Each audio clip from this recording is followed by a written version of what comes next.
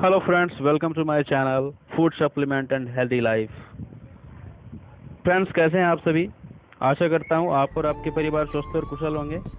तो चलिए, हम आज आपको इस वीडियो में बताएंगे एक ऐसे टॉपिक के बारे में जिसके बारे में हर कोई जानता है, फिर भी मैं आपको इसके बारे में अच्छे से बताता हूं इस वीडियो में। फ्रेंड्स, ये वीडियो खास करके उनके लिए है जो हेल्थ के लिए बहुत ही कॉन्शियस रहते हैं, बहुत ही चिंतित रहते हैं। ये वीडियो टोटली उनके लिए है।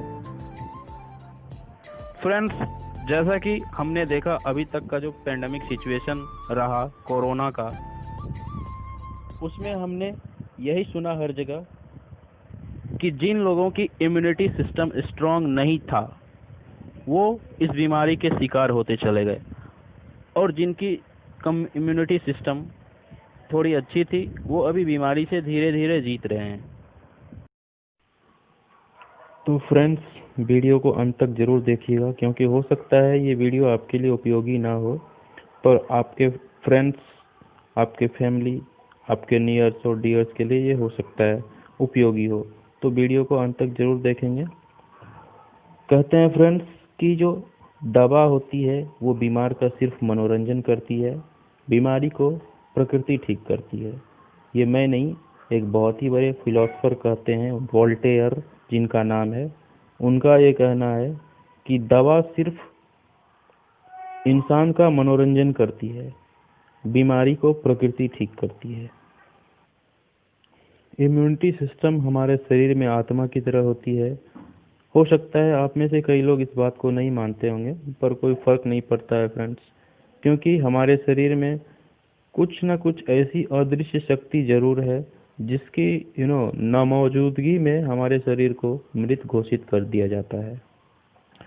डेली लाइफ में आपको काम करना होता है, कुछ न कुछ टेंशन होते हैं, तो किसी न किसी वजह से आदमी स्ट्रेस में हो जाता है, और इस वजह से फ्री रेडिकल्स का जो है फॉर्मेशन होता है हमारे बॉडी में, जो कि इम्यूनिटी सिस्टम को अफेक्ट करता है। फिर हमारे सेल का डिजेनरेशन शुरू हो जाता है, और जिस अंग में बार बार डिजेनरेशन होता है वो समय के साथ खराब हो जाता है और धीरे धीरे काम करना बंद कर देता है, और जिसका फिर बाद में कोई इलाज नहीं हो पाता है। इम्यूनिटी सिस्टम को खराब करने का, यानी कि इफेक्ट करने का, बुरा प्रभाव डालने का बहुत सारा कारण हो सकता है, जैसे कि ऑक्सीडेशन का बढ़ जाना। अब मैं आपको बताऊंगा कि ऑक्सीडेशन किस वजह से बढ़ जाता है, इसके कितने कारण हो सकते हैं। पहला कारण है, जो कि सबसे इम्पोर्टेंट है, जो है वायु प्रदूषण, यानी कि एयर पॉल्यूशन। दूसरा कारण है जल प्रदूषण, यानी वाटर पॉल्यूशन। तीसरा कारण है फूड पॉल्यूशन, यानी कि खाद्य प्रदूषण। चौथा कारण हो सकता है न्यूट्रिशन का अभाव, हमारे बॉडी में न्यूट्रिशन का अभाव। फ्रेंड्स, वायु प्रदूषण की अगर बात करें तो हर इंसान प्रतिदिन, यानी हर रोज 38,000 गैलन वायु को अपने शरीर के अंदर लेता है। आप जानते हैं कि अभी पूरे वर्ल्ड का क्या कंडीशन है? आपको शायद नहीं मालूम होगा, बहुत सारे जो डेवलप्ड कंट्री हैं वहाँ पे ऑक्सीजन बार लगे हुए हैं, ऑक्सीजन बार, जहाँ पे शुद्ध वायु मिलता है। वहाँ पे लोग थोड़ी देर के लिए जाता है और शुद्ध वायु के लिए, यानी वहाँ पे पैसे पे करते हैं कुछ देर ठहरने के लिए। वायु प्रदूषण से हमारे फेफड़े और श्वसन प्रणाली में प्रॉब्लम होते हैं, चोक हो जाते हैं। फ्रेंड्स, आपको मैं बताना चाहता हूँ एक चीज़।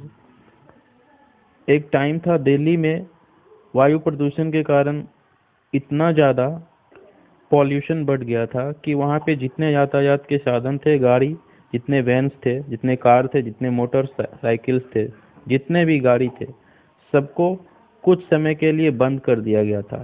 फिर बाद में धीरे धीरे उसके जो फ्यूल्स हैं उसको सीएनजी कर दिया गया।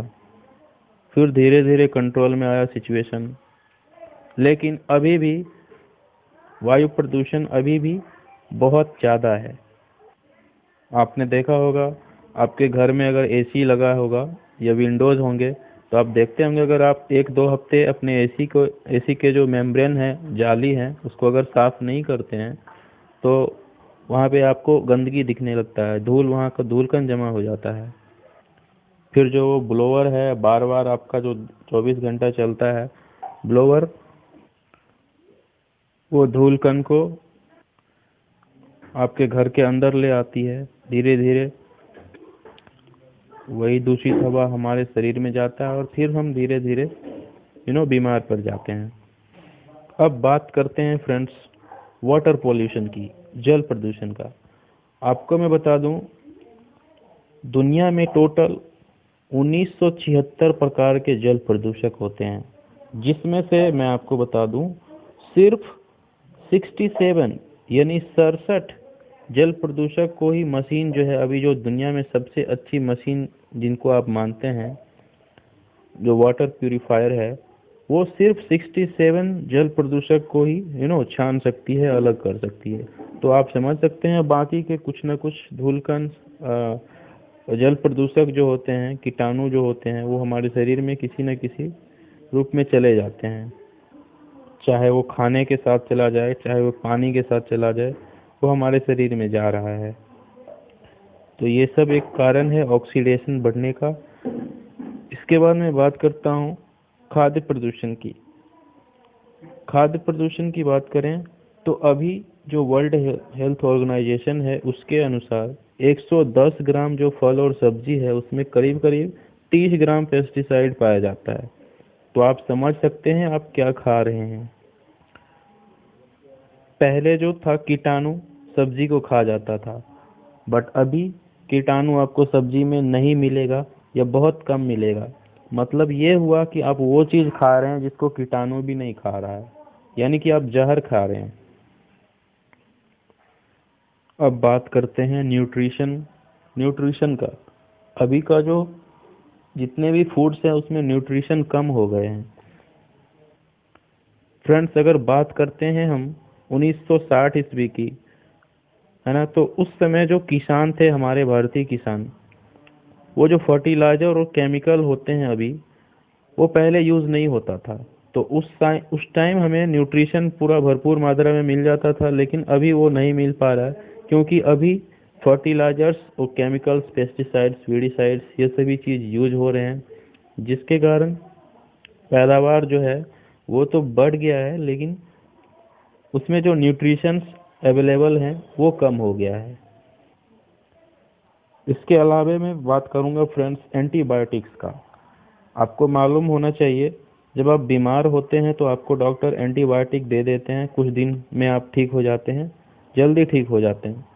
पर बार बार एंटीबायोटिक का प्रयोग जो है हमारे शरीर में ऑक्सीडेशन को बढ़ा देता है।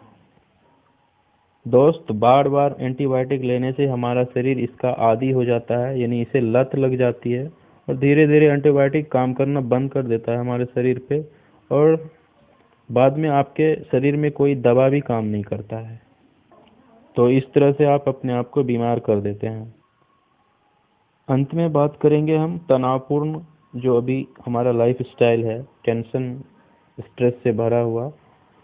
फ्रेंड्स, हमारा जो बॉडी है, हमारा जो शरीर है, वो वर्ल्ड की सबसे बड़ी केमिकल लैब है, रसायनशाला है। हमारे मन में, हमारे दिमाग में हर समय कुछ न कुछ विचार चलते रहते हैं और इन सब को बैलेंस करने के लिए हमारा शरीर जो है कुछ न कुछ केमिकल फॉर्मेशन करता है हमारे बॉडी के अंदर, जिससे शरीर में ऑक्सीडेशन बढ़ जाता है, जिसके कारण हमारा जो है इम्यूनिटी सिस्टम ये कमज़ोर होता है, इस पे असर पड़ता है। तो दोस्त, इन सब चीज़ से बचने के लिए मैं आपको बताना चाहूँगा, मैं आपको सजेस्ट करूँगा आप अपने डेली लाइफ स्टाइल में चेंज लाइए, अपनी आदतों को बदलिए, अपने न्यूट्रिशन में विटामिन सी का प्रयोग करिए, तुलसी लीजिए, जिनसिंग लीजिए, ये सभी चीज़ें बहुत ज़रूरी है। इसके अलावा आप जिनसिंग भी ले सकते हैं, किसी अच्छी कंपनी का लीजिए जिसको लेने से आपको कोई साइड इफेक्ट ना हो। जो मैं प्रेफर करता हूँ वो आप देख सकते हैं, ये एम्बे का फूड सप्लीमेंट्स है, आप इसे ले सकते हैं।